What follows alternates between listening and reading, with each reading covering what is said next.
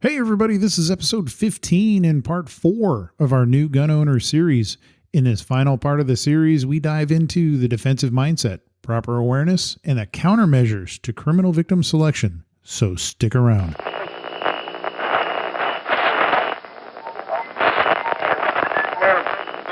Three, two, one.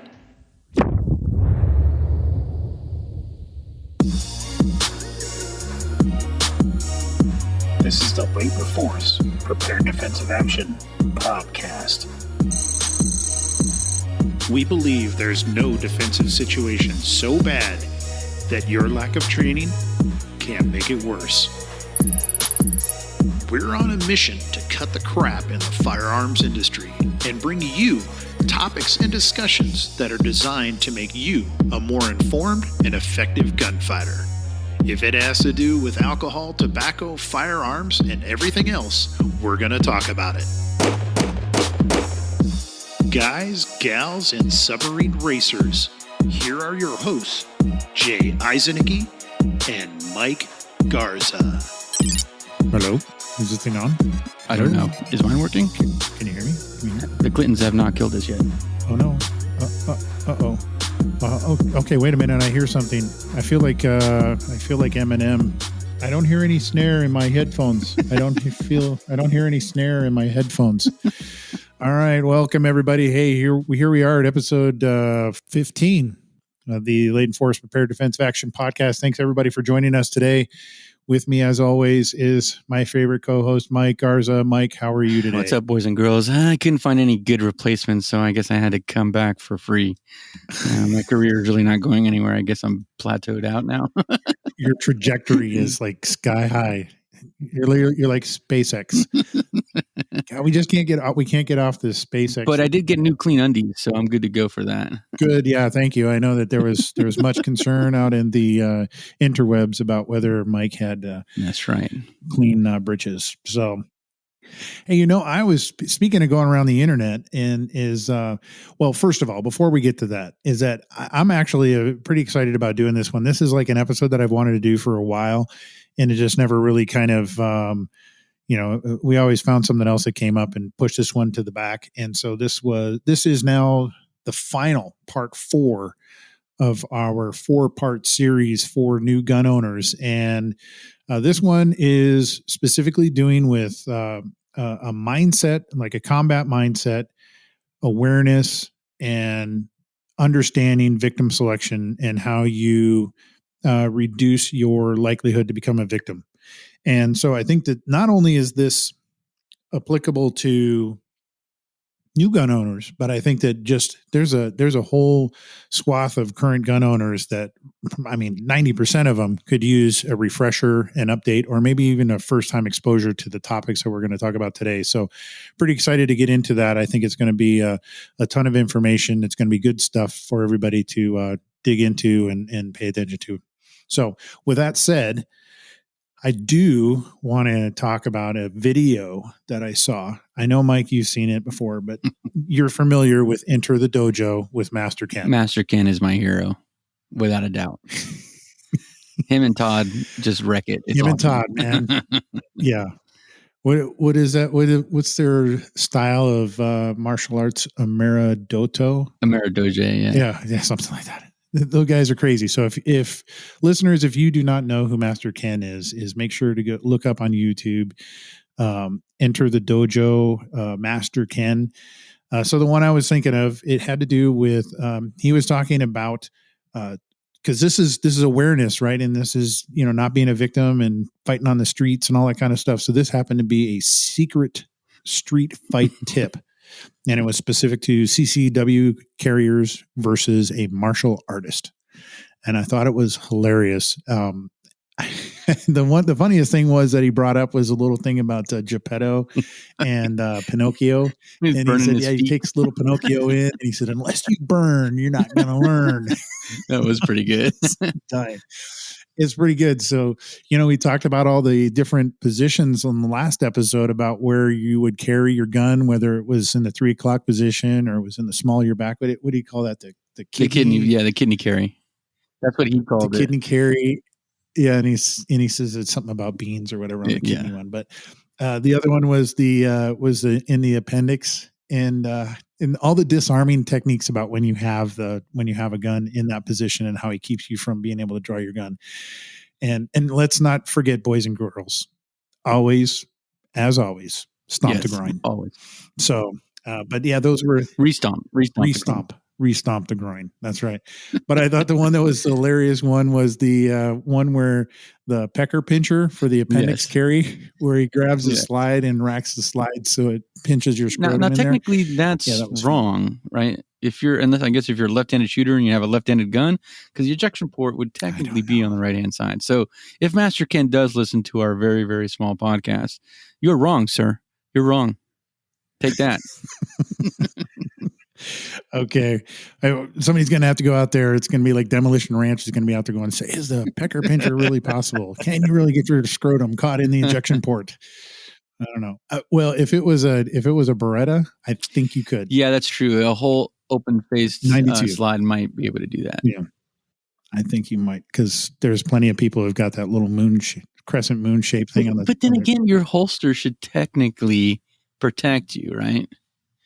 Unless you have some Uncle Mike's holster bullshit. Oh, I can't curse. I forgot. My apologies, internet world.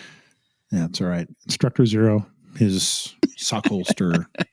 You got a hole in your sock holster, you might get it in the now, injection. I was curious how Master Ken was able to show how the gun fired in the 3 to 4 o'clock position. That reminded me of a certain lieutenant that got shot in the foot out there on the range. I won't mention any names, so don't worry, LT. Your name is safe with me. That's right. Yeah. We'll just write it in the notes. We won't speak it, but we'll put it in writing. The 3 o'clock technique is that reminded me of the whole thing we talked about Occam's razor and about the more things you put into it, the more things that can go wrong. And he's holding that thing and he's like, yeah, I'm going to stick my pinky and fire it into it. I get it, but it just seems like there's too many things. Too many things could go wrong. But that's the whole story about Master Ken. So anyway, nothing's impossible for Master Ken. Let's just put that out there. That's why he's got like 1 million videos to teach you how to do everything. If you ever want to know how to do something, just go see Master Ken. Anyways, hey, so news related to things that we all love, which has to do with guns, is I see in one of the most unlikely places to get information, especially for me, is from NPR. You can hear a pin drop. NPR. Are you kidding me? NPR put something in their articles about a gun? There's no way. They did. It is the gun that killed Billy the Kid is going up for auction. Starting bid, get this, $2 million. $2 million. So, go ahead, get out your Bitcoin, your, whatever kind of cryptocurrency you got, and go and buy the actual gun that Mr. Garrett carried and supposedly shot and killed Billy the Kid. So I don't know. What do you think, Mike? I don't know. Those are really hard pills for me to swallow. Like, how do you trace like that kind of lineage? Like, are you telling me that somebody wrote down exactly where the gun was the entire time for 100 some odd years, and then they're like, okay, well, this person doesn't want it anymore. I'm going to sell it. Well, and there's like 2 different camps on this whole thing with Billy the Kid anyways, is that I personally believe is I don't think that Pat Garrett, the sheriff, I don't think he actually shot and killed Billy the Kid. I think that, they knew each other. They worked together before they even went out and until he started chasing him. So they were like ranch hands or something like that. I don't remember the exact story, but, they worked together and they knew each other and he chased him down. And I think that, it says that he shot him in some dark room or whatever in New Mexico. And I think that, he just said, hey, take off. I'll say I killed you. And then you don't have to worry about being chased down or anything. You go live your life. That's what I think happened. But you were asking before we started recording, you were asking about what happened with Billy the Kid and his actual gun. And I am reading here that they actually sold his gun. Get this. This is what's crazy. His gun that Billy the Kid actually had, $64,000. That's it. Yeah. See that again, you're selling. I just don't buy it. I don't buy it. I really don't. And well, I did read the article from CNN, so it must be true because CNN does not publish any fake news. They right? don't ever. Well, again, if you really want to dig into it, Billy the Kid, he was said to have killed 8 men. 3 months later, after this last guy that he killed, the sheriff, Pat Garrett, shot him in a room in the chest, July 14th, 1881, in Fort Sumner, New Mexico. So that's the story. So anyways, if you guys are interested and you want to get a single action revolver for $2 million minimum, hop on to the Bonham auctions, I think it is, and go ahead and put your bid in. And for the record, I would probably never shoot that gun because it would probably blow up in your face. Oh, I'm sure it's been taken really good care of. Really good care of. That's how that works. Well, hey, in the world of strange things, like I said in the last podcast, as I spend just as much time trying to find bizarro things that are happening out in the world as I do and things that we actually talk about in this particular podcast, as I came across this story, Mike, I don't know. Are you a lobster guy? Do you like lobster? I love lobster. I'm all about lobster on the barbecue with some butter. Now, there's a great place in Laguna Beach. It's called Slapfish. And there at Slapfish down by the beach, they have Is that in California? Yeah, it's in California. Yeah, sorry, that's a hard no. I know. But right there across from Main Beach in Laguna Beach, California. It's so beautiful there. They have the place called Slapfish, and they have the lobster po' boys. And yum, yum, yum. If you're a lobster fan. Well, hey, if you didn't think it was dangerous, fishing or hunting, or I don't know what the hell you call it when they do it. What is a guy who goes down and tries to find lobsters? What is that? Is that a hunter? Is it a fisherman? Or is it what is he? Scuba diver? I don't know. A lot. Oh, hey, maybe if I read the... read the article, read the title of the article, we would find out he is called a lobster diver. So this happened back in June. A guy named Michael Packard said in a local interview on social media, he was diving off the coast of Provincetown, Massachusetts. And when a whale, get this, it was like a Moby Dick story, when a whale came and swallowed him up and carried him around in his mouth for a while, apparently. There you go. And again, apparently was in the article, so don't bust my stones about saying apparently. So scooped him up, closed his mouth for about 30 to 40 seconds before he rose to the surface and spit him out. So that tells you how dangerous it is to be a lobster diver off of Cape Cod. I'm going to have to call fake news on that one as well. Come on. No. This came from the Cape Cod Times. Okay. It said that Packard was pulled out of the water by his crewmen and rushed back to shore, where he was transported to Cape Cod Hospital. Now, he walked with a limp, but other than that, he was okay, just bruised up a little bit. So there you go. Yeah. Ripley's, believe it or not. I do not believe. You're going to call BS on that? I'm not convinced. The guy looks like he's a tall tale teller. Anyways, I saw the news article with him in the hospital. Even CNN said, "Yeah, I don't even know. I don't think they're not buying that one." And if CNN is not buying it, then I don't think I'm going to buy it. So is that now the litmus test of news and whether it's legit or not? Is if CNN doesn't believe it, then it's total bullshit. Is that really what it is? Yeah, dude, Cuomo is like, he knows his stuff. That guy is spot on with everything he says. I know a couple listeners' heads are exploding right now. Oh my gosh. So that, for the record, that would be called sarcasm. And yeah, sarcasm. Enter here. That's right. Hey, so speaking of listeners and all that kind of stuff that hear us, and I don't think there's probably some CNN listeners. I don't know, but I wanted to give a special welcome, besides all the folks that listen to us here domestically and in the 50 United States. We also have some new listeners, which I'm pretty excited about, Mike. We have folks over there in the United Kingdom, some new folks in Germany, and then one new person downloaded our podcasts from Australia, down under. So that whoever you are, put another shrimp on the bobby. Exactly. Hey, mate, put some if shrimp you on don't the know bobby. that Dukes of Hazzard movie comment, that's where that's from. So don't be offended. Dukes of Hazzard. What the hell are you talking about? You haven't seen the new Dukes of Hazzard where he says that? That is hilarious. I love it. No, it's great. That's racist. Dukes of Hazzard. We're all racist. Listen, I am the newest racist Mexican Jew that has ever walked the planet. So, and did I tell you that I got my ancestry report back? And we are like brothers now.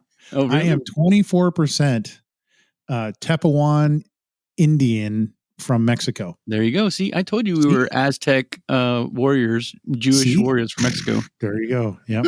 Yep. So there you go.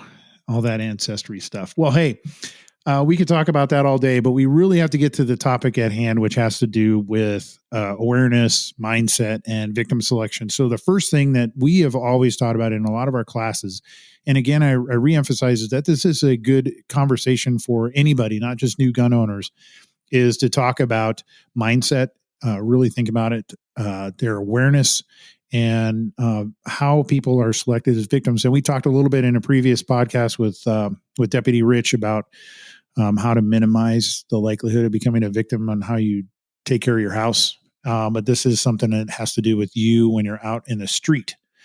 So one of the things that we have always taught in our classes is our latent force mantra is avoid, remove, and defend.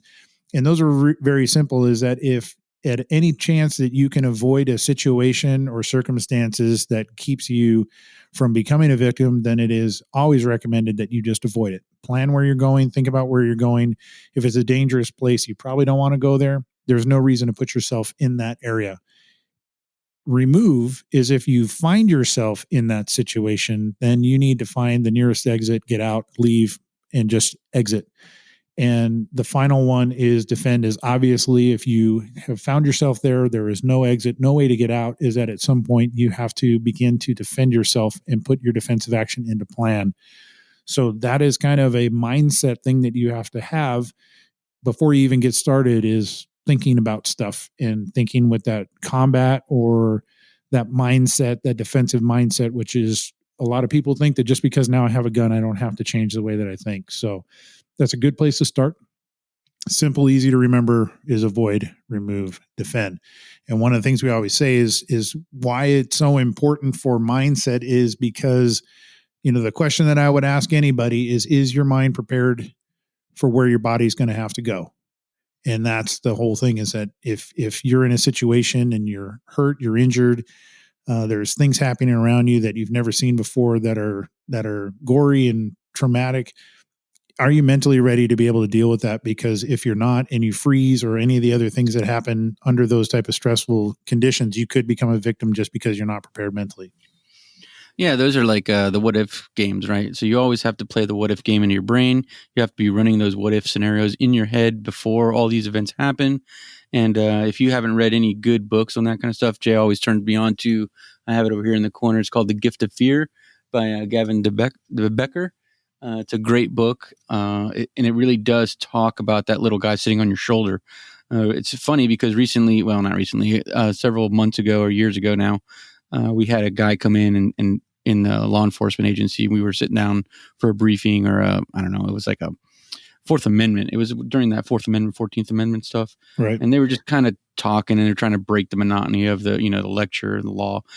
But he was talking about how there really is no little guy on your shoulder. It's just you perceiving all the stuff that's going on around you.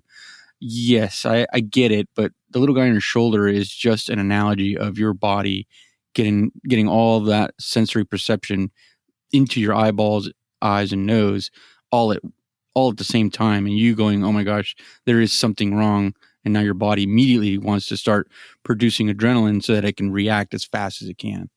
Right. No, absolutely. And I am a firm believer is that 75% or more of what you see is behind your eyes. It is not, your eyeballs are just receptors that pick things up. Your brain is the one that puts it all together and tells you what it thinks you are seeing. So, that's what is happening when you get those spidey senses and stuff like that. Well, here's the thing that is everybody needs to really understand is that, they're criminals and crime is fairly predictable. They plan crime, so you can kind of have you can guarantee some kind of predictability on what's going to happen. And 90% of victims recall that they notice something suspicious, some sort of suspicious activity before the crime happened. And so that goes back to that situation that you're talking about, Mike, is that if you think something, you pick something up. I mean, you need to listen to yourself because it's really looking out for your best interest, trying to keep you safe.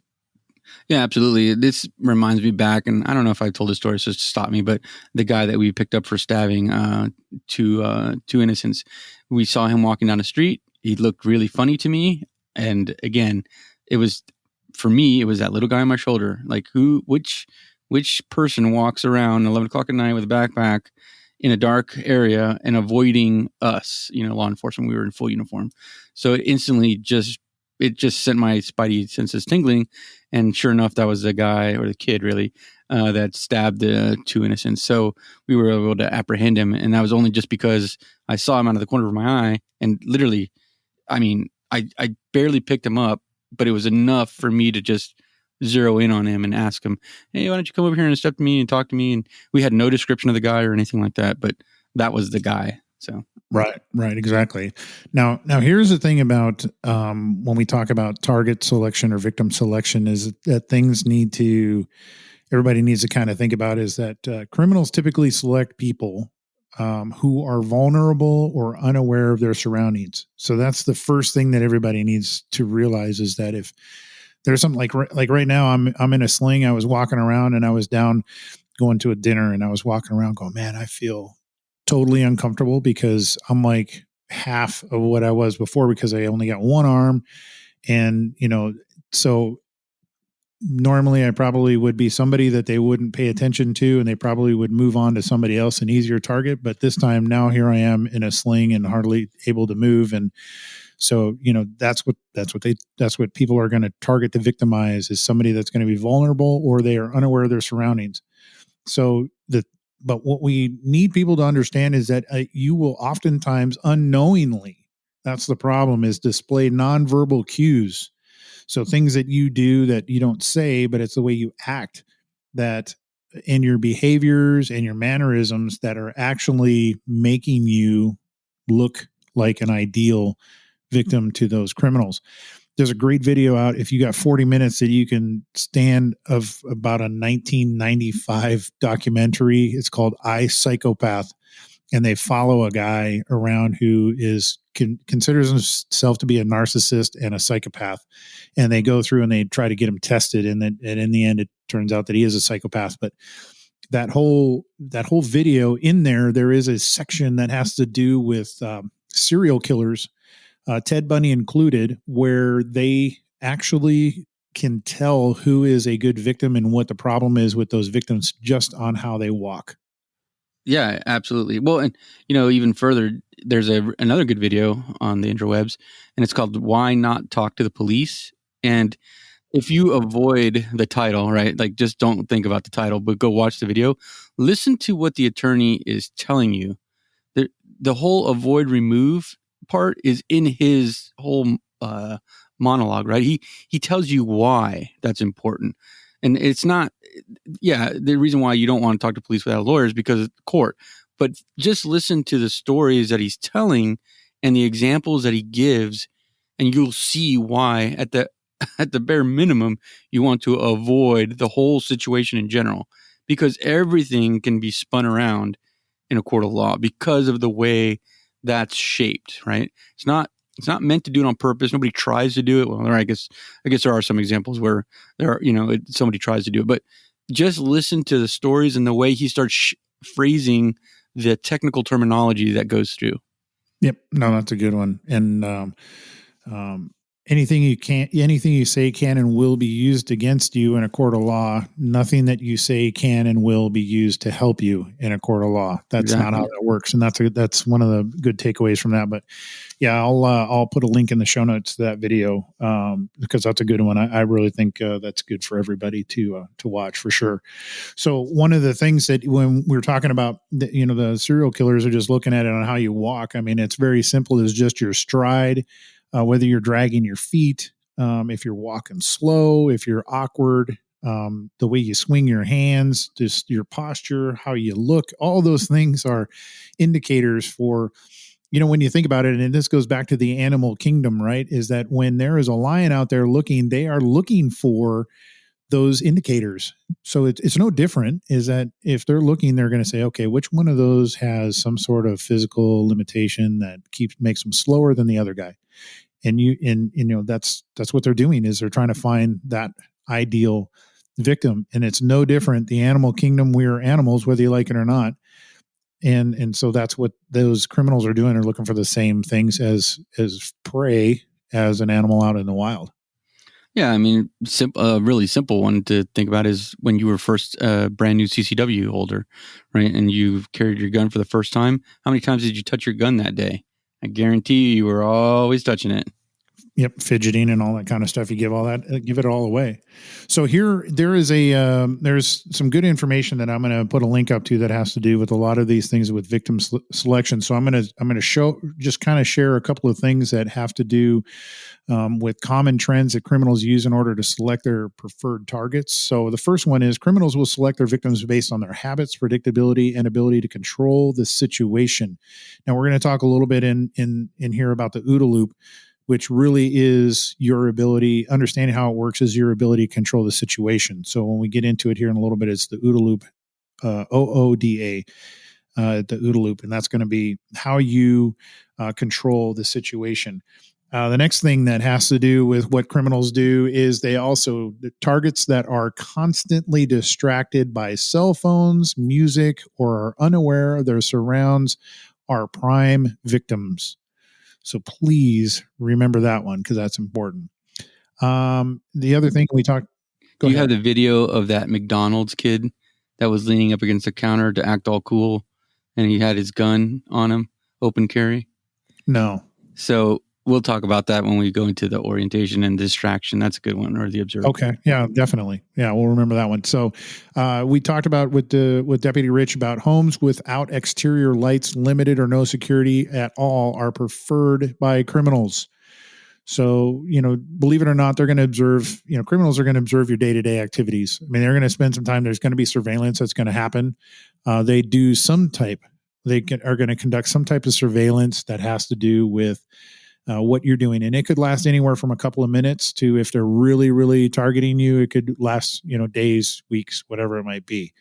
But the reality is they are watching you. So when you think about attackers, you have to kind of think about what attackers can be, is that they can vary from just an individual to large groups of people. It doesn't have to be one person. It could be, 4 or 5.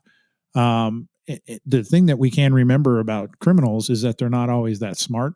And so the techniques that they use to surveil people and watch you usually aren't that good, and they're pretty telltale. So those are the kind of things that maybe we should pay attention to, some of the stupid things that they do to determine whether somebody's actually kind of casing you and trying to figure out if you're a good target for them. Yeah, use all the, I think we've talked about this before, use all the objects in your area to your advantage, Use the reflection of the glass and the gas pump, use the reflection on your mirror, use the glass of your vehicle to look the person behind you as you're walking to your car. Don't make it so obvious. Just look at the glass, look at your surroundings and use those to your advantage. And if you see someone behind you, again, that's why this book is good. Turn around and say, hey, what do you want? What are you doing? It could be that they're walking to the car next to you. So what? Maybe you're embarrassed, but you'll probably never see that person again in your life. So who cares? Yep, for sure. Now, and that's the thing that ends up, people pause before doing that stuff, and we'll get into it here in a little bit. Is they, there's this thing about they don't want to offend somebody, right? Is that they don't want to accuse somebody of doing something wrong when they really aren't, and so they're trying to be polite. And the problem is that if you're never ever going to see that person again in your life, I would rather err on the side of hurting somebody's feeling or offending them by yelling at them and calling them a criminal than to not, and then they actually are, and then you're victimized. So, just take that out of your head. So, one of the things that the government does, sometimes they do things that are good, not often, but they do. They have a technique, and you can look this one up, and I'll try to put up a link to it. This is an acronym called TED. And that is a technique that they use to detect whether people are casing you or following you. And what TED stands for is time, environment, distance, and demeanor. And so it's really easy. The first three things, which is time, environment, and distance, those happen at the same time. And so basically what it is you see the same person at different times in different areas over distances. So if you're walking down the street and you see them multiple times, in your view, and you see them and you've walked 5 city blocks, 10 city blocks, you've driven down the street 3 miles and they're still there. Those type of things are time, environment, distance, and demeanor. Those are the first three things. So you should assume that if you see somebody, that's somebody who's trying to follow you and trying to determine if you're going to be a victim for them. So the last technique is demeanor, and that's the easiest to recognize. And that's the kind of the stuff that Mike was talking about. So most criminals are unaware of the things that they do, just like we are unaware of the things that we do, but they're unaware of the things that they do that identify themselves as criminals. So what would be some of those things, Mike, that you think would be identifiers of a criminal? Yeah, we'll just simply look at robberies that go down to 7-Eleven, right? There's plenty of videos of that going around. They're trying to conceal their face. They have hoodies on. Usually their hands are not visible because they're either getting ready to pull out heat and stuff like that. I mean, okay, not when I say heat, I mean pistols, not Bengay or anything like that. So that's the kind of stuff that you want to be observant of, right? I like it. I always like it how everyone says, "Oh yeah, cops are so racist." We took this stupid test when we were doing our 4th and 14th Amendment stuff on if you're a racist cop or not, and you're just supposed to watch the screen and then you press left or right or whatever it was. And all I ever did whenever I was in uniform is I was always looking at hands. I could care less whether you were a guy, a girl, a kid, black, yellow, whatever. It did not matter to me whether your hair was purple or anything like that. Now that mattered later on in description and stuff, but I was always at hands. Hands will tell you everything of what that person is going to or not going to do.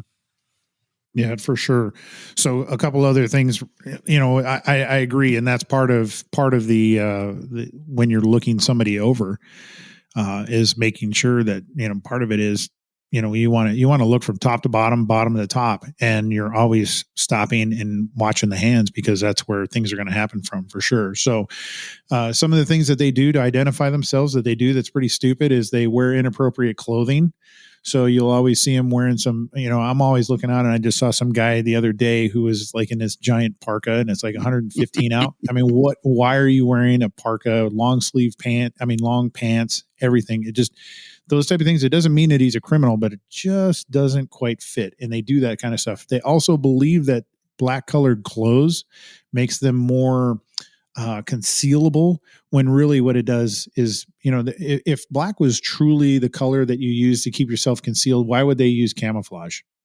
So black clothes actually make you stand out in most situations, except for in pitch black. So the other things they do is they repeat movements. They're always constantly fidgeting, checking their watch, looking around, fake tying a shoe, whatever it might be, those type of movements and stuff.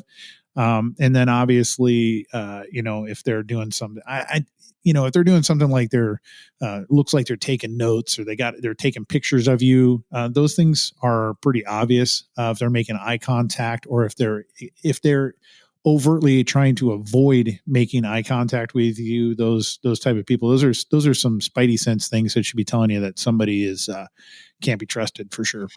Yeah, I'll give you a quick war story. When I lived in Miami, I used to be, what do you call those? Oh yeah, the police explorers, kids, and we had given a little bit of tips and clues and stuff on what to look for.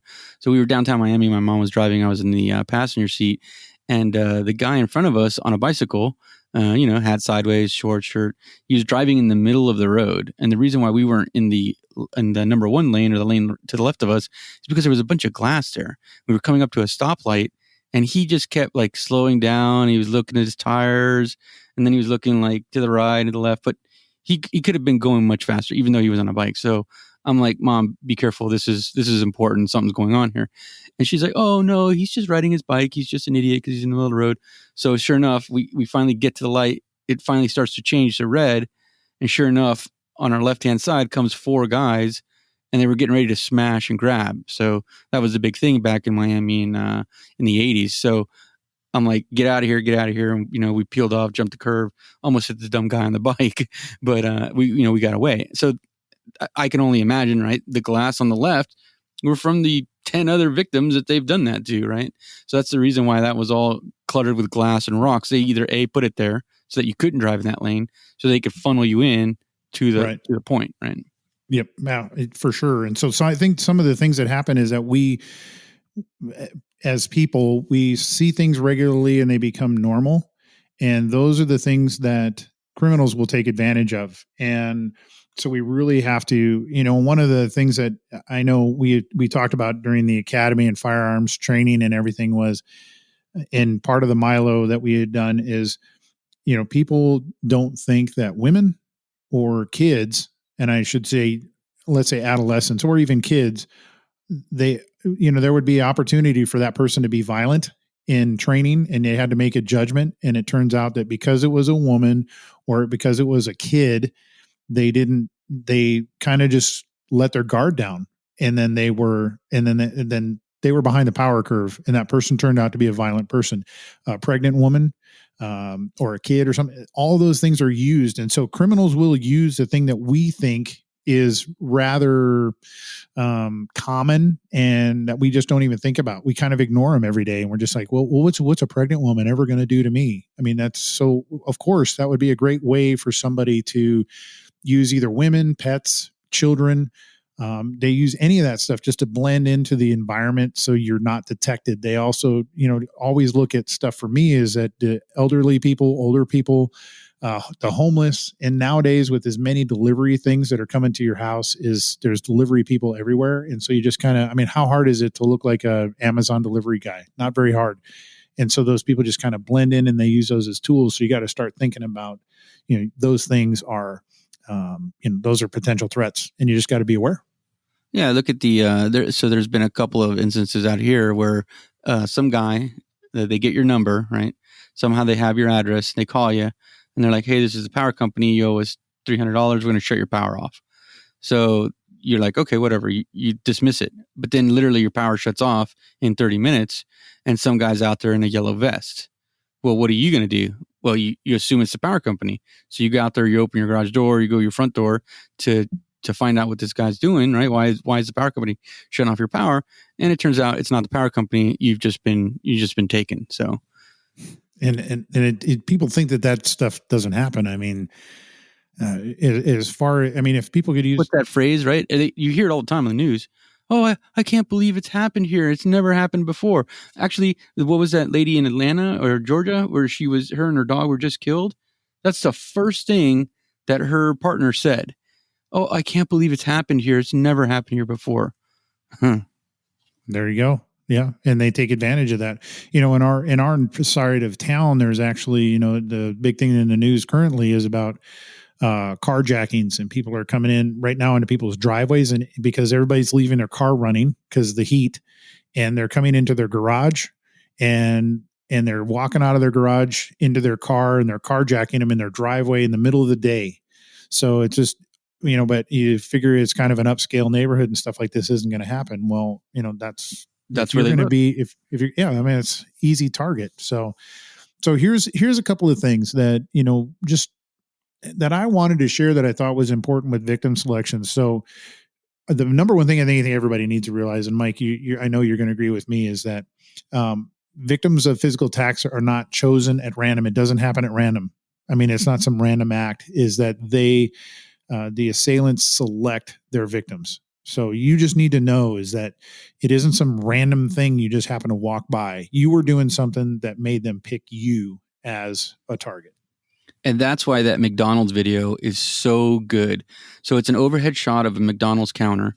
You can see this kid who's uneducated, and he's got his gun open carry, right? And he's impressing everybody, right? That's what he's there for. He's there to show off his gun, that he's got a gun on the side and he's allowed to carry it, and everything's up and up. The problem is that he leans over the counter to talk to his girl or talk to a girl behind the counter. And so obviously he's leaning on the counter, so his gun is completely open. And you can literally see the bad guy go, oh, look at this. I'm going to select this guy because he's an idiot, right? So sure enough, bad guy grabs the gun, lifts it out of the holster, and is already like 5 to 7 steps away before the kid realizes what's going on. He turns around to go approach the guy. Well, guess what the guy has? His gun. So the bad guy points the gun at him and is like, "Hey, I'm gonna leave now, and you're gonna let me. Wait, what are you gonna do? He's got your gun, right? Unless you have That's a backup." what we're saying. That's what we're saying. When you're behind the power curve, that is a prime example of being behind the power excellent. curve. For It's sure. such a great video. Yeah. Yeah. I mean, the thing is that when the way criminals are going to think is that it is going to be the reward they get for minimal effort. And I mean, that's ultimately what it is. And that's what we're saying is that here it was, is that he's going to get a gun. He's going to be able to do whatever it is in very little effort. I'm going to carjack people in their driveway. It's an upscale neighborhood. They got nice cars. And all I got to do is walk up to these idiots that are just completely oblivious to what's happening, because it never happens here. And I am going to put forth minimal effort to get a really nice reward. And that's how criminals think. They're not going to do stuff that's hard. And the harder that we make it for them, the less likely you are to be a victim. And that's just the mentality you have to have, whether it's your house or it's you out on the streets. I mean, that's just the way you got to think about it. So, the sad fact really is, Mike, is that, and I think we talked about this with Deputy Rich on another episode, was that there's really, the truth is that a very small population is actually the ones that experience the majority of crime. And so it is your job and your responsibility to yourself is to make yourself not a victim and to make somebody else the victim. I mean, that's unfortunate, but if people are going to continue to do the same things over and over again, they're going to continue to be victimized over and over again. I mean, that's just the facts. Yeah, I mean, just look at the numbers, right? 350 million Americans here, and it's just going to be a small percentage. It's just simple, sheer mathematics. However, I'll preference for that with, I have been a victim of crime. So I've had guns pointed at my face before I was in any kind of law enforcement, and I was projecting that kind of victim mentality. I mean, when I was drunk off of my keister and I was in the Navy, when I was just a little, E1, and we went out to Memphis to go party, that's what we were doing. Me and my buddy walking down the back alley. We had no business doing that, right? And we just set ourselves up, for failure. Now, the idiot got a whole $5 that was in my wallet because he didn't know I was E1 with no money, but he doesn't care, right? Right. Exactly. Yeah. Yeah. No, that's an important part of it. And like I said, on that iPsychopath, where they talk about how you walk and all that kind of stuff, is just remember is that if you think about how you walk is, somebody who's really stiff and rigid, and you just start thinking about these things and picturing somebody versus somebody who's got a good stride length, they swing their arms, they're bounced, they're loose jointed. Those people look a lot different than somebody that's kind of stiff, dragging their feet. Have an awkward swing to the way things just aren't timed. I mean, you just have to, and I understand that some of those things are permanent physical factors that you can't change. I mean, it is you. But here's the thing that is the concerning thing that people need to realize is that your mood and your situation, your needs, your intentions, whatever's going on can actually impact the way that you walk. And you can be sending those signals, those cues out just on how being unaware, and now you've got things going on and it's weighing heavy on your mind. And so you're telegraphing all of this stuff. So you just have to, it's not, I realize it's hard to think about, well, I got to change the way that I walk, but you truly do need to think about how you're telegraphing all that stuff, because that's what criminals are using to select their victims. It's unfortunate, but those are just the realities. Well, one of the things that, we were talking about just a little bit ago was changing the circumstances and whether you control the situation. So one of the things that's been around, and I think it's talked about, and I think that maybe it's oversimplified, and I think that it loses some of its importance because it gets oversimplified or talked about, and they use it, all the time, is the OODA loop. And that was established by an Air Force colonel and military strategist, probably one of the greatest minds in strategy for the military. His name was John Boyd. And essentially what the OODA loop does is it's designed to kind of explain the nature of surprise. And And then it describes kind of how decisions are made and based on what you perceive, and then what the value is of taking the actions against it. So, if you're, so that's kind of how it's designed. So if you're that was happened to be for fighter pilots, right? Is so, what did they do when they got surprised when a fighter jet came out of the clouds? And then when they did, what decisions did they make based on deciding, well, is this the move that I need to make? And is it going to get me on his six if I make that? And so that was kind of that whole process, is how did they decide on what they did? So when you say, okay, well, what does the OODA loop mean? So very simple. It is observe, orient, decide, and act. And that's what it stands for. Now we could just sit here and say, okay, hey, just observe, just orient yourself to it, decide, and then act. I mean, we could do that. And unfortunately, we could probably spend a long time talking about this. So we'll try to keep it as brief as possible. But and see, that's the problem, right? Is that everybody tries to oversimplify it. It's a little bit more of a discussion than people give it. But we also have only so much time on this podcast. So basically, observing is data gathering. Okay. And data is gathered based on our previous experiences, whether it's heritage, our culture, any of our previous experiences that we have doing whatever it is. All those things is data gathering. And it's the most important part of this whole thing, because it kind of helps us to the way that we observe what is happening, the decisions that we make, and the way that we act. Does that make sense? Sure. And I could prove that to you easily right now, right? You do it right now without even realizing it. So when you're in the car and you see a guy swerving in front of you, what do? Do you get closer to the person? Do you ride in the lane right next to him and ride side by side with him? No. You are observing a problem. You're going to orient your vehicle away from that idiot if you're a good driver, right? And you're going to decide whether you're going to pass him a lane over or you're just going to stay behind him.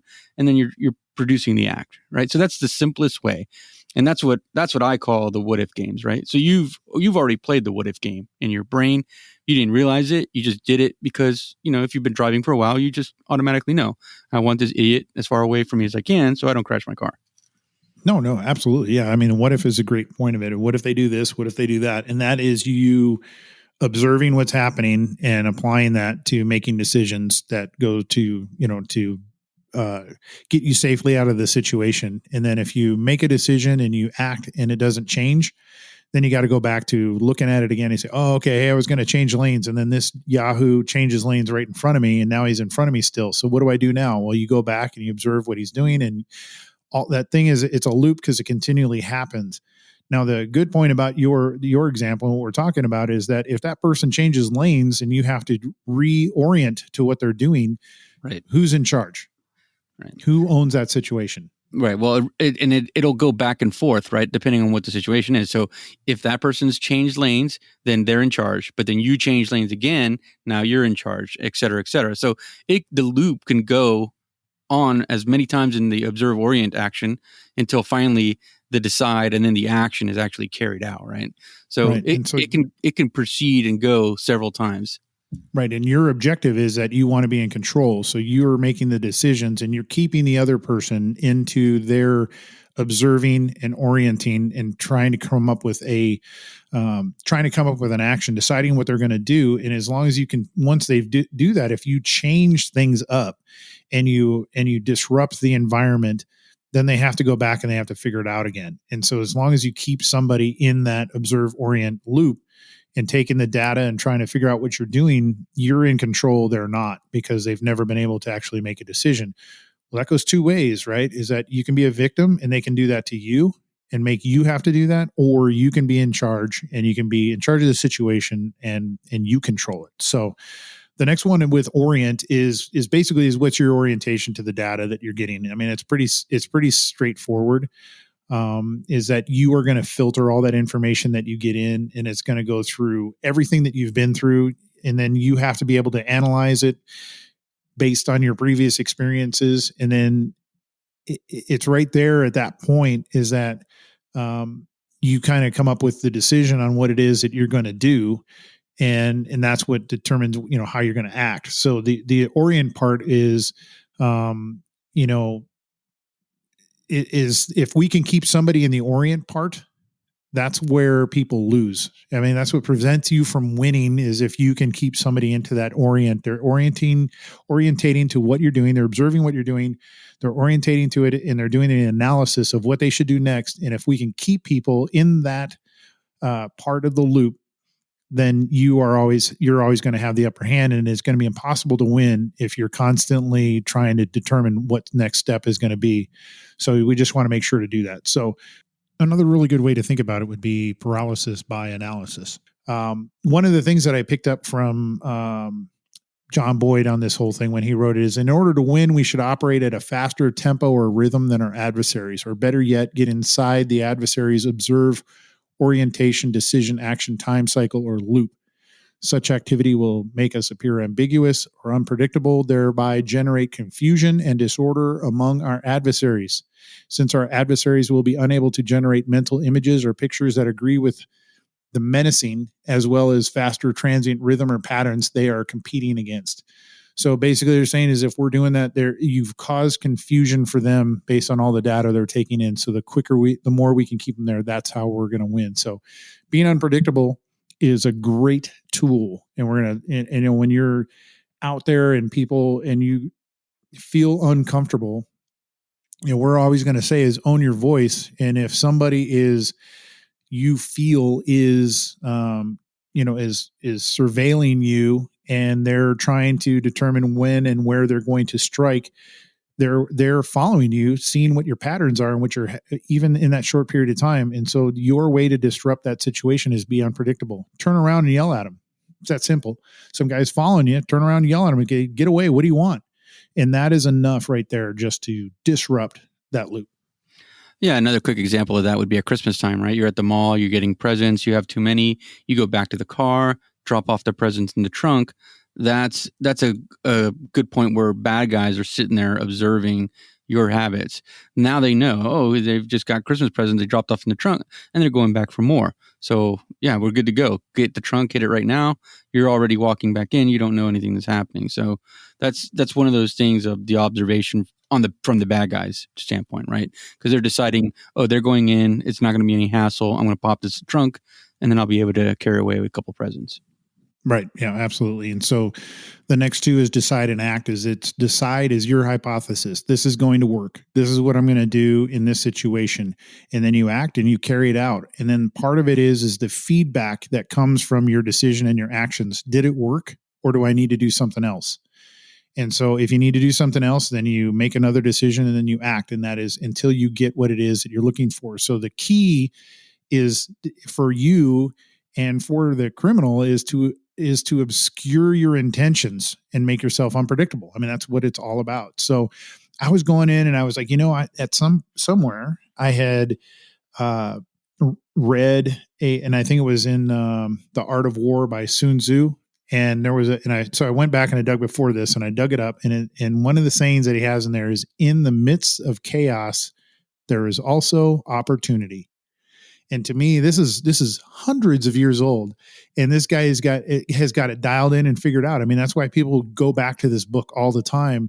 I mean, you got to think about it. Is in the midst of chaos, there's also opportunity. So the more that you are able to create chaos, there's an opportunity for you to decide and act and either do something that is offensive or do something that is enough to create a defense for you to get out and change the direction of what's happening.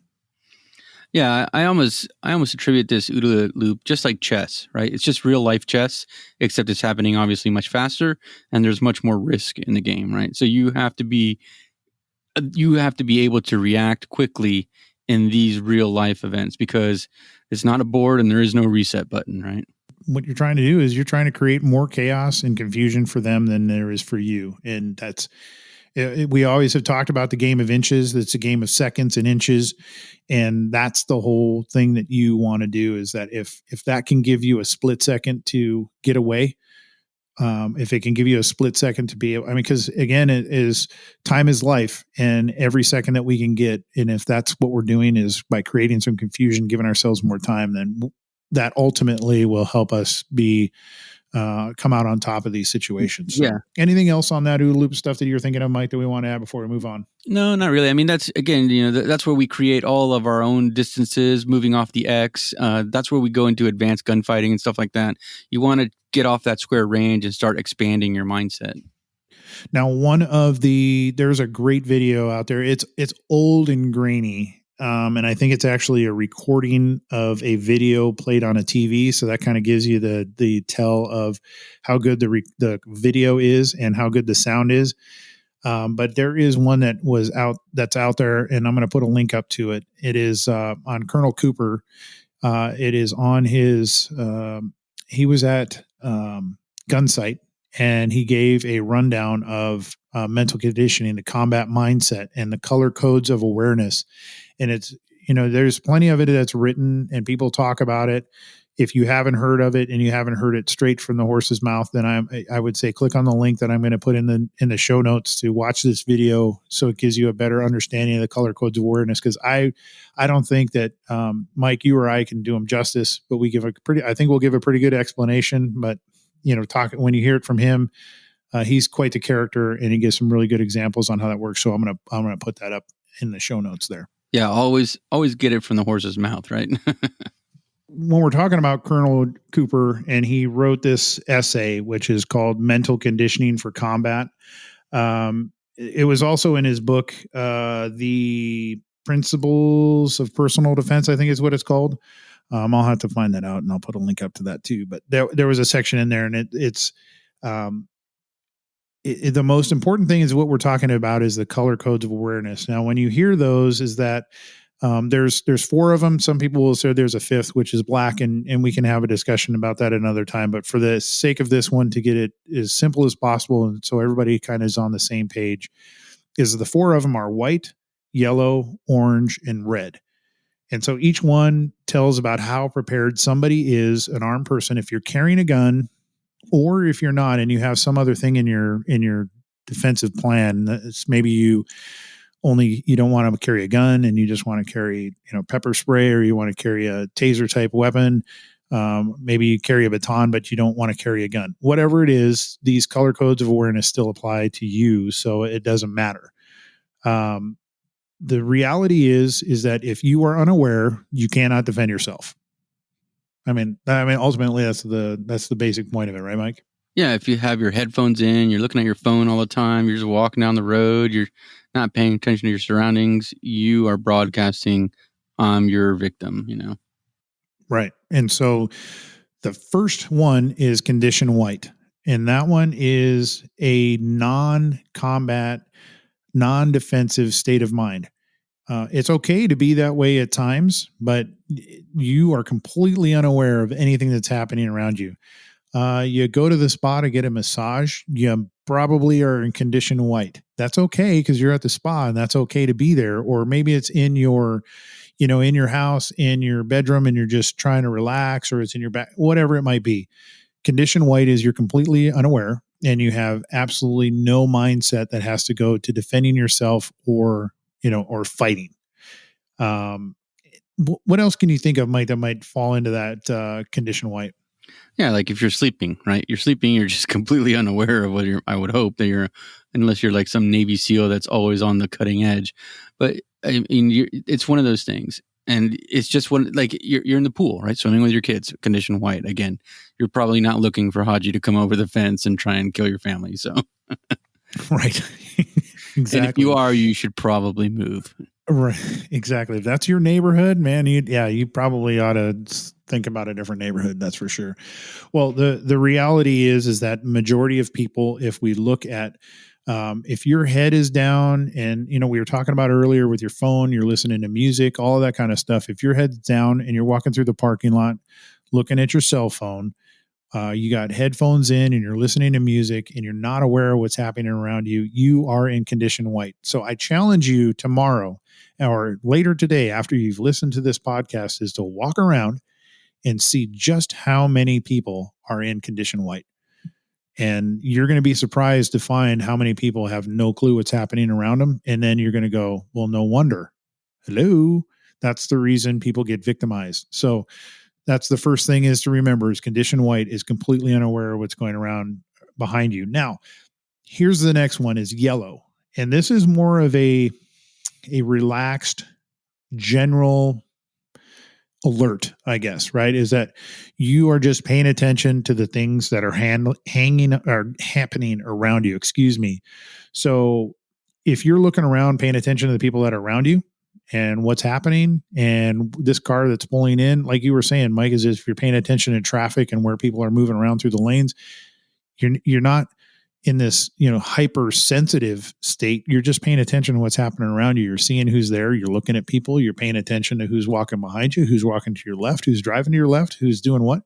That is yellow. It's just being aware.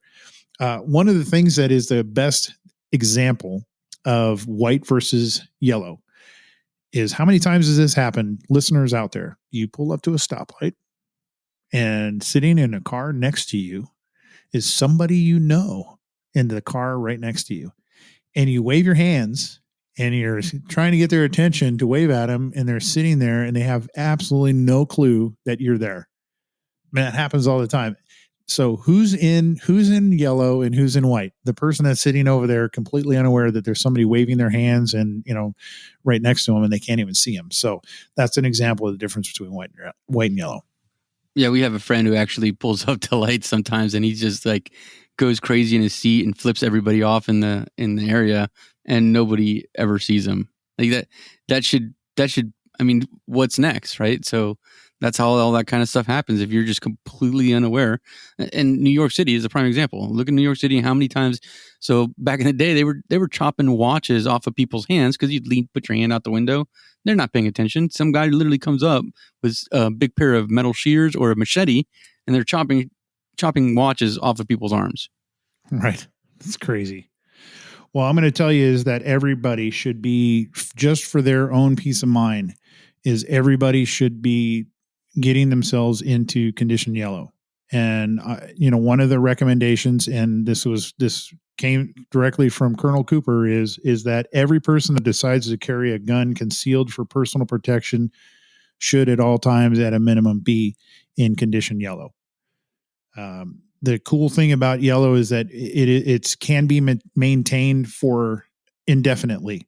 So it doesn't take a bunch of mental power for you to be aware of what's happening around you. It's very easy to maintain that. So just being aware and looking around and paying attention and asking who's that, what are they doing, and looking at those people and paying attention and being a good witness to the things that are happening around you. You can do that all day long, and it's not going to tire you out. So you need to be in that condition if you're going to be carrying a gun, because it goes back to your example about the kid in McDonald's. I mean, he was in condition white, didn't even know what's going on. And you take advantage of it when people are in those situations they're not aware. Yeah, it was a really tall telling sign. Like I don't think you can see the video. He's like oblivious until like 2 to 3 seconds later. Then it kind of like registers. Oh, I think someone just stole my gun. Like he was in, it doesn't get any, if there's a better color than white or a worse one, he was in it. Now, the next one, we step up a little bit more, and this is a state of alarm where there is something specifically that has alerted you. And so something's happening, something's going on, you're seeing something, you're observing something that has heightened your awareness, and that is condition orange. Now, so if it's something that is suspicious to you, you start formulating a plan. This is where observing, orienting, deciding, this is where those things start to happen. If this goes down this way, I'm going to go over here. If he does that, I'm going to do this. Those are the what if games really come into play here when you're talking about being in condition orange. Now, the reality is that because that specific situation is going on, you can't maintain that indefinitely. It's going to become exhausting, because your ultimate goal is to get out of there, because you can't maintain. I mean, you just think about it, mental exhaustion, physical exhaustion, something's going to pay the price for you to be in that condition all the time. So you want to escape that. So we just want to make sure is that you understand that there is a specific threat that you're paying attention to, and that has put you to condition orange. Anything I missed on that one, Mike? No, that sounds pretty good. Okay. So you kind of figured out how this is moving. So the next one is red. And, everybody kind of thinks about what red means, and what that is that have now gone from a situation that you have a specific alert has come up, and now you're in condition red, which means the fight is on. Yes. It doesn't get any simpler than that. Game on. Yeah, right. I mean, the fight's on. You're engaged in battle. Everything is going on. It's that's what's happening. Is now you you may not be using force in that situation, but the fight is on for you to have to decide is you got to get out of there. You're fighting to get away. It's not necessarily that you got your gun drawn and you're going to have to start, shooting. It's just that the situation has happened. Things are going on. It's now moved to that point to where you've got to save yourself and those people around you, your loved ones, and everything else. So, that is the, you got to think about it is if you get into a situation and you get some guy breaks into your house and you pin him down and they're in your house and you got a gun on them, you sure as hell better be in condition. If there's a better reason to be in condition red until the police get there, that is what it's going to be like. That is condition red. If you think about it, you've got somebody at gunpoint in your house because they broke in and they were trying to kill you or whatever. That's condition red. So, well, and it's crazy because if you really stop and think about it, how complex these awareness codes can be, like orange and red, for example, you're going to have several OODA loops intertwined in those orange and red states, right? Because it's not going to be a static event, right? That's why I hate square ranges so much, because you're just shooting at a piece of paper that doesn't do anything in front of you. When you start getting into real life situations, which is why we're always about talking about force on force action, the evolution, the whole event is changing so fast. And just like, and then we haven't even talked about violence of action, right? For me, I'm quick. I'm quick to get there, and trust me, it's going to hurt one way or the other. And I'm willing to take the rounds, right? So for me, I'm instantly going to put myself in a position of advantage.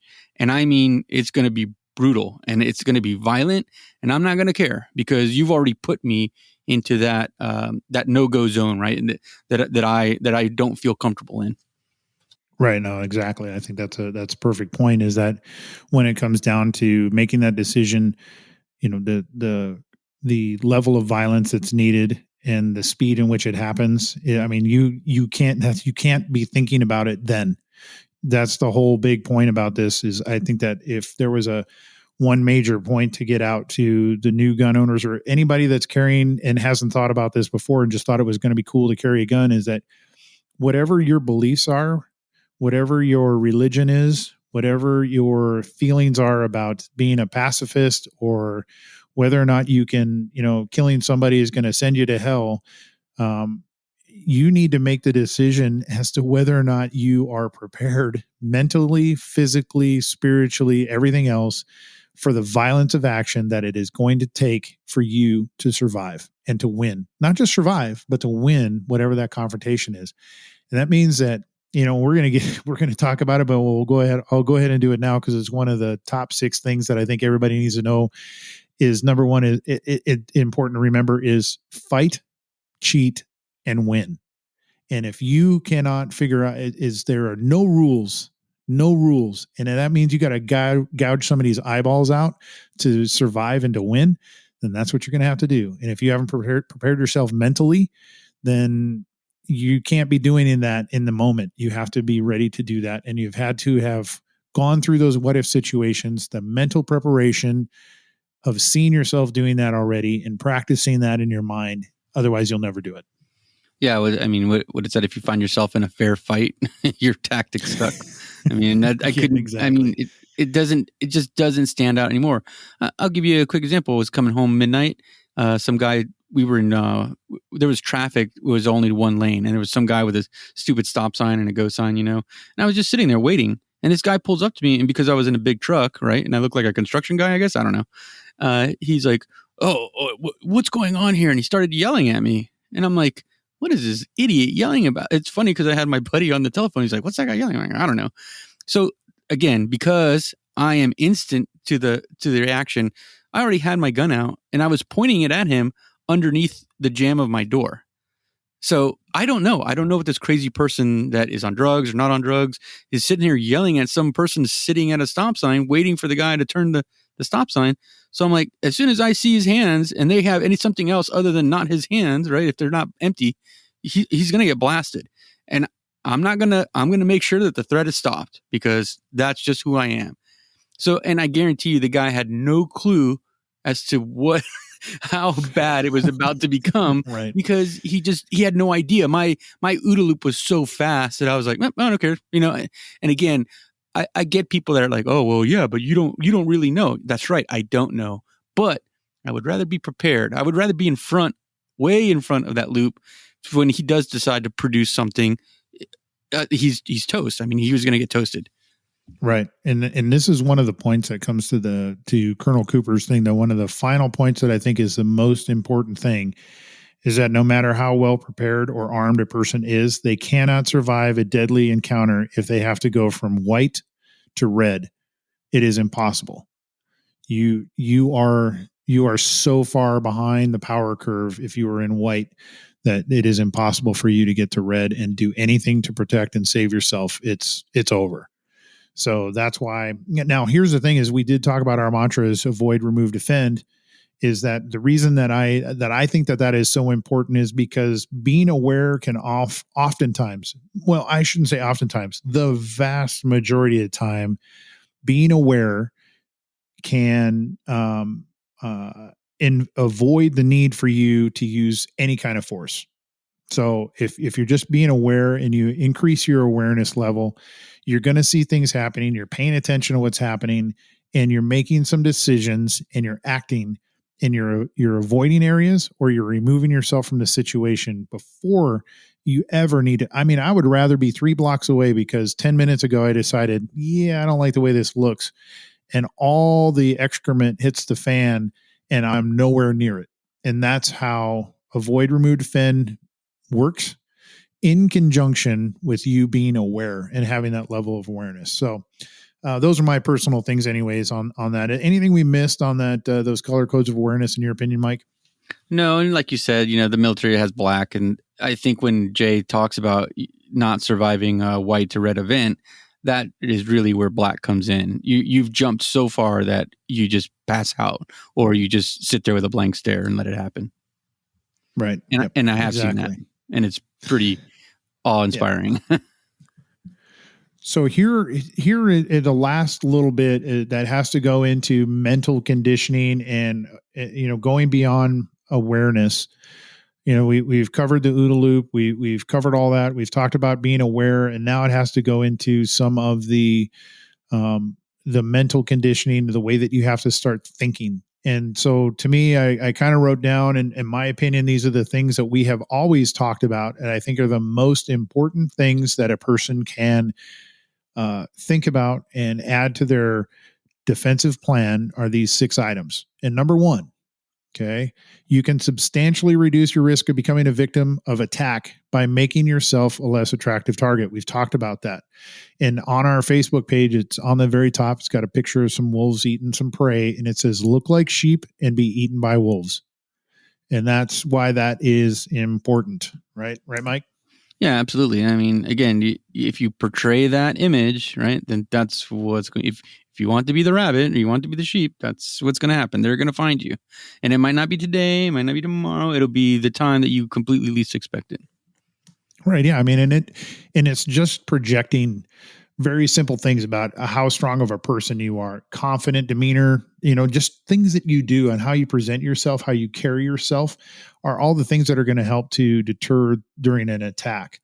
If you're sitting there, it goes back to awareness, but how you hold yourself and carry yourself, if you're looking down at the ground, dragging your feet, I mean, somebody's going to, that does not, exude confidence in any way, shape, or form. So I would challenge anybody to be looking at how many people are have their cell phone in their hand. They're looking down. It's something, maybe it's, in their hands and they're messing with it, or they've got it on their ear or whatever it might be.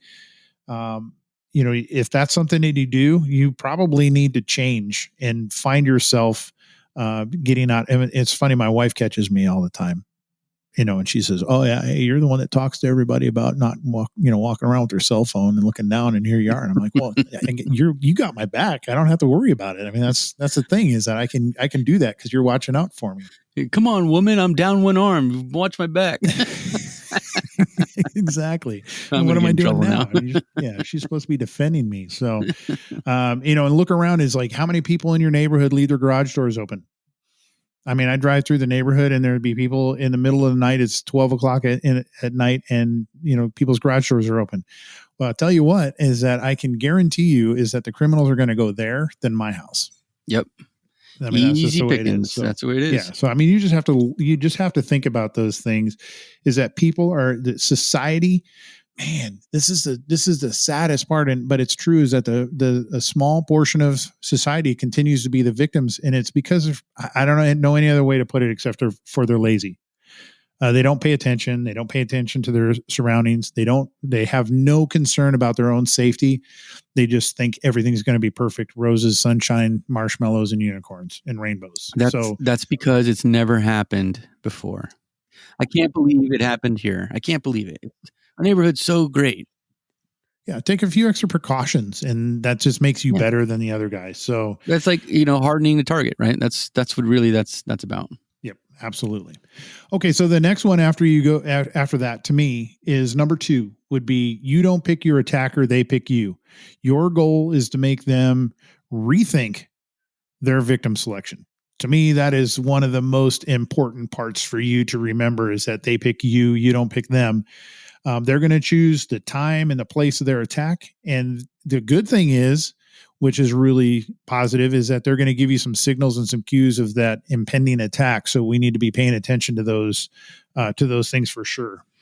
Yeah. Think about here's a good way to do it. Role play, right? So tomorrow, right? Figure out that you're the bad guy. You are the bad guy, and look around at your prey, and then you pick who the easiest target would be, and then how you would do it.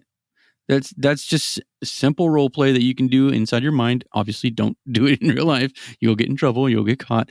Just role play and see, and then that'll give you the idea of when you go to look around and see how many people are really lost in space.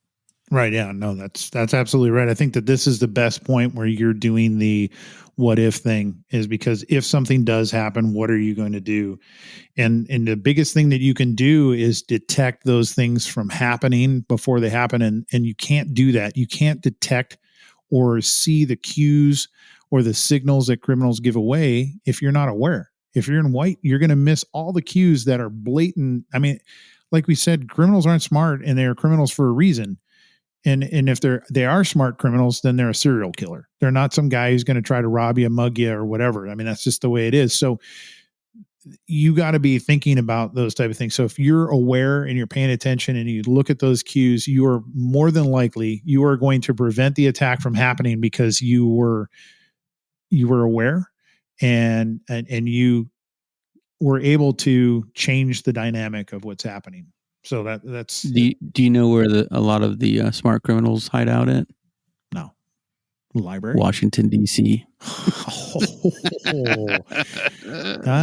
There you go. That's them for sure. For sure. All right. So here you say, well, hey man, what are some of the signals or cues of an impending attack that I should be looking for? Well, they're pretty easy. Okay. If somebody's constantly fixing or grooming, I mean, they got their hands to their head, think about it. Somebody who's a little, bouncing off the walls and they're tweaking or something like that. They're always messing with their hat, their hair, whatever. They're fixing that kind of stuff. They're always angling. They're trying to get an angle on you. Somebody's moving around and they're trying to always get out of your peripheral view or out of in front of you. They never want to be, nobody's going to attack you straight from the front. They're always going to try to get off your area where you can see. So they're always going to be working for an angle. They're always, you got to be paying attention. Are they pointing to something? If they're working in a crew, they're going to be giving signals to somebody else, whether it's a head nod or they're pointing or something like that. You just got to be paying attention to that stuff. The one thing that I is it irritates me the most is when people come up and talk to you, is because it 100% is true, is that they're going to come up and they're going to ask you questions. And the reason why is that they want you to get thinking about something else besides being aware. And that's their method. Asking you a question gets you into their controlling the situation, not you. So as soon as you can get those people to say, hey, no, thank you, be polite, move on, and don't engage them, that's the easiest thing you can do. Mike talked about their hands. Obviously, hidden hands are a major cue if something's going to be happening. If you got somebody wearing some weird clothes, acting funny, and you can't see their hands, yeah, you might want to remove yourself from that situation ASAP. And then obviously, go ahead, Mike. The hands, I mean, if you've never seen a true blade attack, like a real blade attack, not some of the stuff that you see in Hollywood, it is absolutely vicious because there's no recharge time, right? And the gun cycles, it could misfire. The blade is a touch item. It could be instantly redeployed, and it is brutal. So you want to talk about hidden hands and blades. That's exactly why officers are so hesitant when people come up to them and their hands are in their pockets. That's the first thing you'll hear on any cop show, if they ever play them anymore because they're so racist, is their hands are, that's the first thing I've always asked for. Let me see your hands. Don't pull anything out of your pockets, because that's where knives and stuff are produced from. Yeah, absolutely. And we talked about this earlier, like one of the very first podcasts was, blades have killed more people than guns, for sure. And the reason why is because they're damn effective. And so, any thought that you're just going, oh, it's just a knife, it doesn't really matter. Okay, well, good luck with that. If that's your defense, is you'll be able to take care of a knife, then all right. But yeah, if you really want to spend some time on the internet and find out how dangerous it is with knives and the damage they can do, just go ahead and check that stuff out. One of the last things that they're going to be doing, criminals, the cues they give, is obviously, besides fidgeting and all the stuff we talked about, is they're always going to be looking around. Why are they looking around? They're trying to make sure that nobody else is watching, maybe making sure that the rest of their crew is in place. So those type of things you got to be paying attention to, because those are the cues they give off. And if you start seeing that stuff, just remove yourself from the situation. That's how you do it. So that's why yelling at someone stops that, right? So if all of a sudden you raise your voice at this person, now you've drawn attention. Now you've closed their window of opportunity to do something when no one is looking. Yep, absolutely. No, I agree. So, we talked about, them choosing the time and place of the attack, and you got to think about some of those things about where they are. Is that they're going to try to pick a spot where they can ambush somebody. Obviously that's important. It might be a dark place, a narrow pathway. It doesn't necessarily have to be some back alley, but if it's narrow to where your options are limited, they're certainly going to do that, as long as it's sheltered from witnesses so people can't see. I mean, that's why they're going to be looking around. But here's the thing: is that one of the important things is why we teach in classes about moving off the X and getting off the X, is because those threats are always going to try to come off from a blind side. So anytime that you can move at a 90 degree to be able to see things and change where it is, get your back to a wall, back to something, and change that 90 degree. Anytime you can do that you change it, because now you are angling, and as soon as you've done that, now that threat, that criminal has to then go back.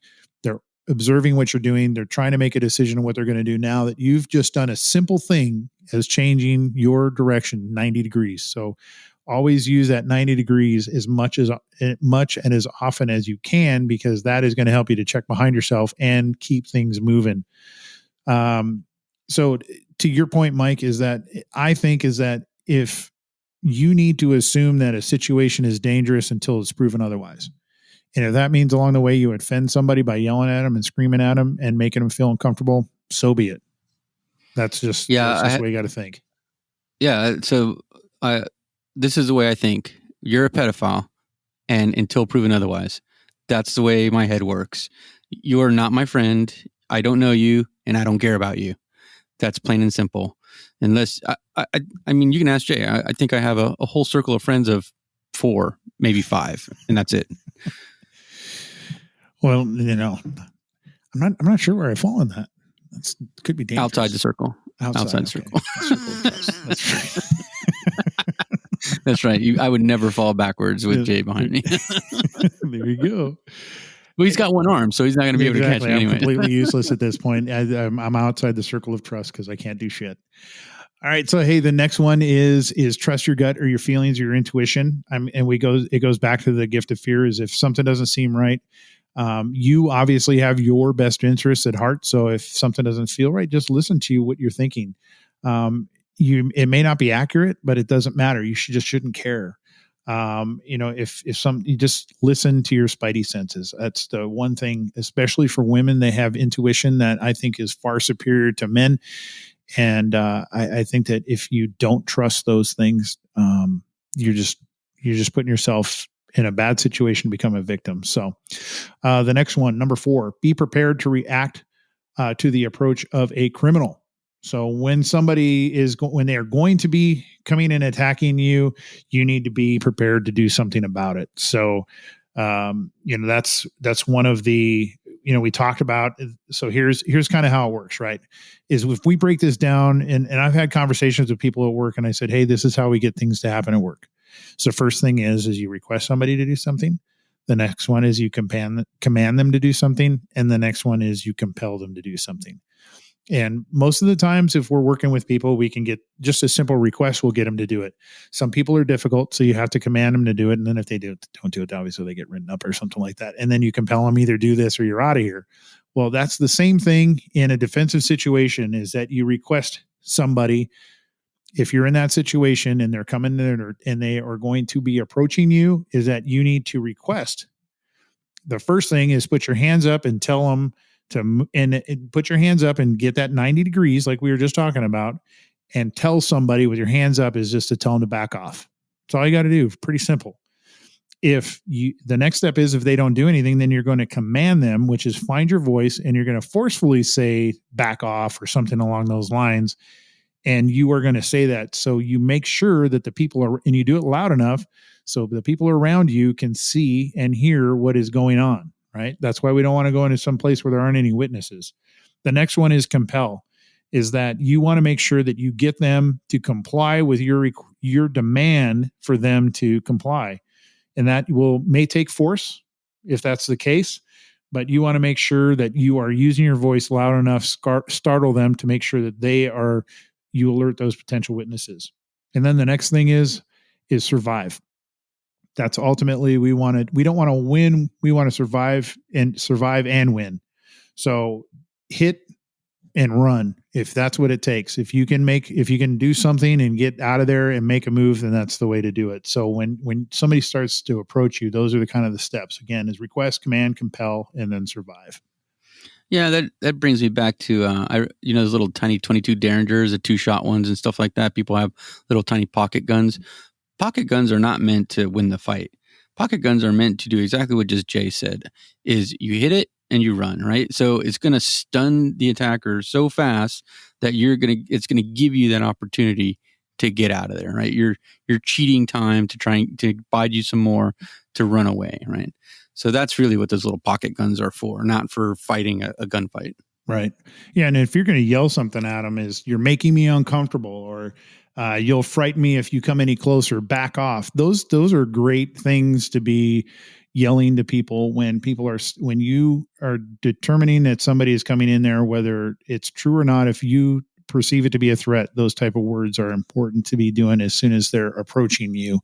So you want to make sure to kind of deploy those as soon as you possibly can.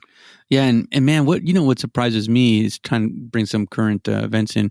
Did you see that the attacker on New York, where the lady was just walking by in the street, she got attacked by somebody, and the security guards locked the door?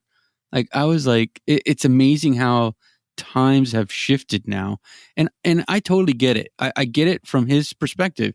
He didn't want the liability. He didn't want to get fired from his job, which he did anyways because he should have helped.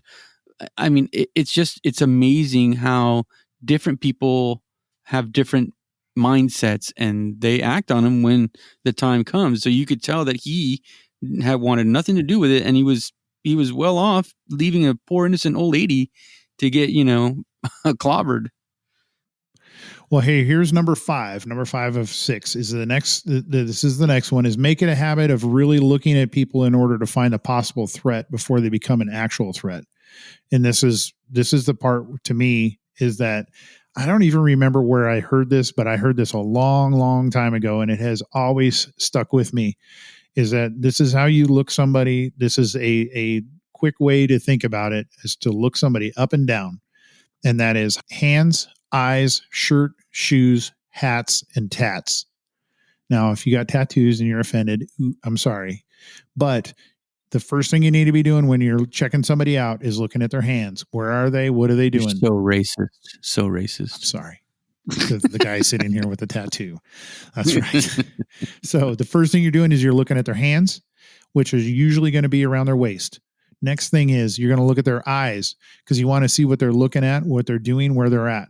Next thing you're going to do is you're going to start coming back down, and you're going to look at their shirt. And what color is it? What are they wearing? Are they wearing a jacket? Is it covering something? Any of those type of things. Then you're going to move yourself down to their shoes. What kind of shoes are they wearing? Well, maybe the guy that's got a pair of sneakers on is a little bit more agile than the guy who's got tactical flip-flops on. So you got the shoes, and then you move your way back up to a hat, is because what kind of hat are they wearing? And then the next thing you're doing is you're looking for tattoos. And the reason that you've done this is you've gone from their hands, which is the most dangerous thing, to the top, to the bottom, to the top again. And you're looking, by doing that, by looking for hands, eyes, shirt, shoes, hats, and tats. That is how you are going to look at somebody and be able to tell whether that person is a threat, just by doing that. So make a habit of, when you're looking at people, that's how you look at them. Because then when you have removed yourself and you're out of the situation and you've gotten away, and you have now created yourself to be a great witness of the person who was in that situation, because you looked them up and down twice. So make sure to do that, because that's an important part of it. Yeah, couldn't agree more. All right, the last one, maybe it's a little controversial, but to me, is don't create a second crime scene. Okay. Robberies and assaults, those may be, if you can't even call it acceptable, but they might be acceptable, but being abducted is not. So you have to fight, cheat, and win. And the number one rule in a survival situation is there are no rules. So you have to do whatever it takes to fight, to cheat, and to win. And surely, please, not that it's Shirley. I guess I said Shirley. I don't know why I said that, but I don't know who she is. But do not create a second crime scene. There's an old saying out there, is that, I'm trying to think of where I heard it. I think it was maybe in the academy or something. If one roll of crime scene tape won't fit around it, then it's another crime scene. And so that's what you kind of have to be thinking about, is that you want to keep that ice into that one situation, is that you want to avoid being taken somewhere else, down an alley, getting into a vehicle, any of that kind of stuff. How do you do that? You run towards lights, you run towards people. Hopefully you're in a situation that's lit anyways. I don't know why you would be there, but if you find yourself in that situation, if you can run into the middle of the street without getting yourself run over, get into the middle of the street as a way to, to protect yourself, or to make yourself become the attention of people passing by. If you've been shot or stabbed or anything like that, just run. I mean, get to a public place. One of the things, we show this video, and of all the things, is a Dr. Phil. I'm going to have to post this one up too, is a story of a lady who was a victim of a domestic assault, and she was shot multiple times. She was beat. She was hit with a shovel multiple times, and then she was dragged into the house by her hair, and she still fought with her violent husband, who they eventually shot and killed, but she survived all that. So don't tell me that just because you got shot or stabbed that you can't fight and continue to fight, because that's what she did. When you hear that story from her, out of her mouth, about how she got that badly beat and tore apart, is you can still fight. So it's just important to remember that. And then obviously don't let anybody take you. Don't let anybody take your spouse. Don't let anybody take your children or anybody that you care about. And you just give everything to make sure that you fight, cheat, and win. And those are my six. Yeah, I mean, if your abductor already, just think about it this way: if you're going to be abducted, that means that person already has a plan in effect that is going to be way worse than the actual abduction itself. Oh yeah. So just think about that. Yeah, absolutely. So here's and this is my last point, and we've got a little long here, but I want to make sure that like I said, this was an important one for me, and then I wanted to make sure we got a lot of this stuff out.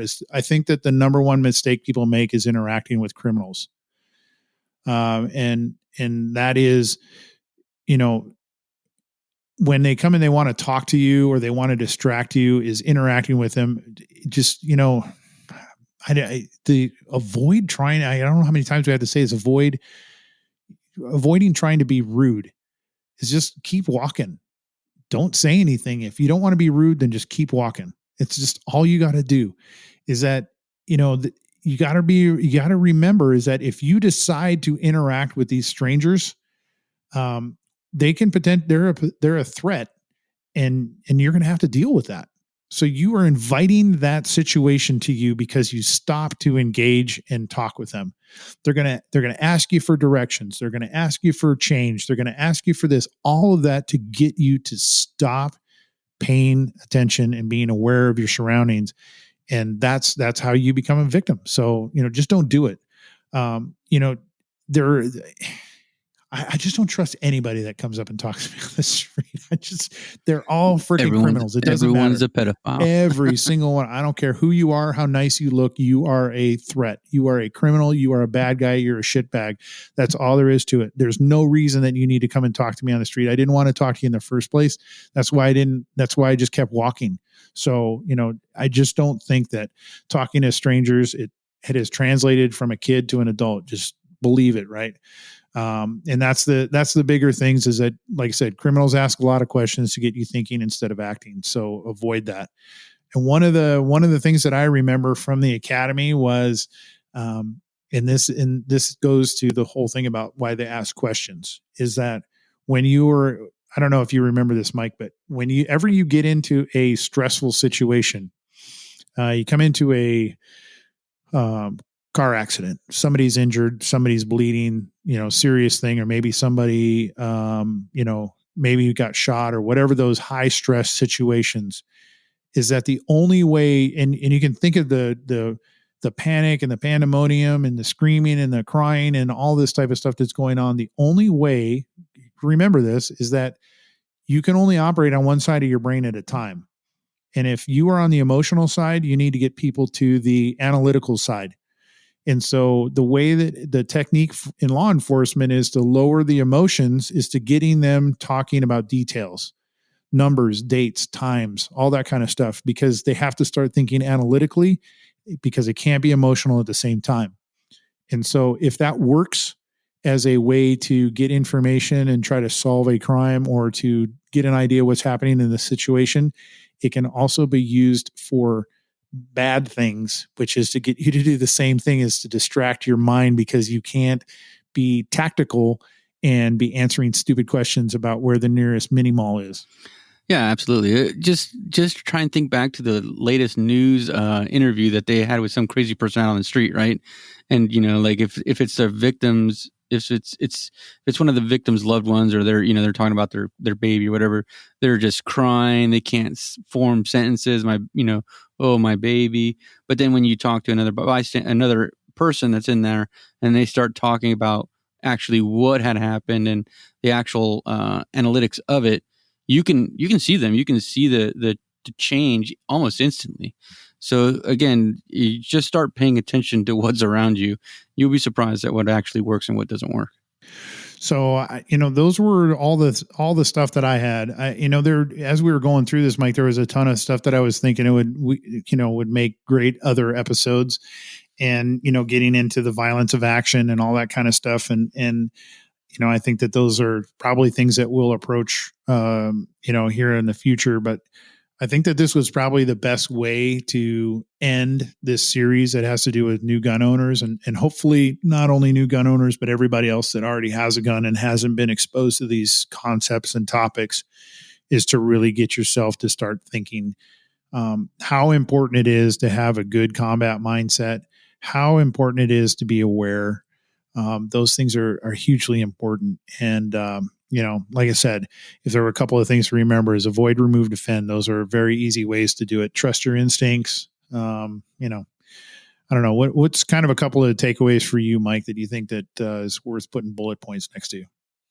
Yeah, no, I agree. I mean, I know I could talk about this type of subject for hours on end. There's so much data and information here. It's not even funny, but yeah, absolutely. If you really want, for me, the takeaway here is the OODA loop, and to get on top of the problem, the task at hand, right? It doesn't have to be a problem. I guess it could be a task, right? So you just gotta look at everything. You got to sit there and orient yourself. You got to observe, orient, decide, and then act. And then if you get, I kind of think of it like a troubleshooting tree. Here we're going in the back, you're trying to fix something in an appliance or something, and it says, does the item turn on? Yes. Is the item plugged in? Yes. Little yes, no trees. That's basically what the OODA loop is. You just have to be able to run through that troubleshooting tree faster than somebody else. And that's basically all it is, right? So that you get to the outcome that you want, not to the outcome that they want. Right. No. And I think that being aware that's why the foundation of this is awareness. Is if you aren't aware of what's going on, none of this is possible. So you've got to get out of white. You got to start living your life in yellow, being aware of what's happening around you, so you can start making those decisions, going to that decision tree sooner. And then just remember, is in the midst of chaos, there's opportunity. So the more that you can create that chaos, there's going to be opportunity for you to survive and win. So, but at the base of it, the foundation is that you got to start increasing your awareness. If you take one thing away from this, is be aware. Start paying attention to what's going on. Study the awareness and really get down, watch the video and see how important that is, and start changing your life from being in white. Put the phone down, turn the earbuds off, pay attention to the world that's happening around you for multiple reasons, but mostly for your safety and that of your family. So other than that, Mike, man, I don't have anything else. Like I said, it was a little bit longer episode, but I think it was worth the discussion on these topics because I think it's that valuable. I think it's just foundational stuff. It's so important to the future of a good gunfighter and somebody trying to defend themselves. Yeah, no, I agree 100%. This is where in my opinion, this is where all the money is made for this kind of topic, is your actual mindset, being able to take your body where it's going to need to go to win the fight. You might get shot. Well, you need to push through it, because if you want to see your wife and kids again, that's something that you're going to have to do, and you're going to have to hold on. So, yep, absolutely. Well, on that note, we're going to call this an episode, but I will remind you is that if you do have any questions or comments, there could be a bunch of stuff that comes up from this as you were listening to this. That you want some further explanation on that. I'm happy to provide whatever information, answer whatever questions are out there. It's real easy, is just shoot us an email to podcast@laytonforce.com. You can always put it in the comment section when we post it up on Instagram or Facebook, or you can put it in the comment section on the podcast. But if you got any of those, make sure to get them to us. We're happy to answer it. We appreciate everybody that hung with us on this series. Anything else, Mike, before we get out of here? No, that's pretty much it. Don't be a pedo. Okay, sounds good. All right, everybody, thanks for joining us. We'll catch you on the next one. Peace. And that'll be a wrap for this episode of the Layton Force Prepared Defensive Action Podcast. Be sure to give us a follow on Facebook, Instagram, Twitter, and YouTube, or visit our website, www.laytonforce.com, so you can get all the latest info from Layton Force. If you have any comments or questions on this episode, or if you have a suggestion for a future show, you can reach us by shooting an email to podcasts@laytonforce.com. On behalf of Mike Garza and myself, thank you for joining us. Be safe, and as always, stay in the fight. Peace out.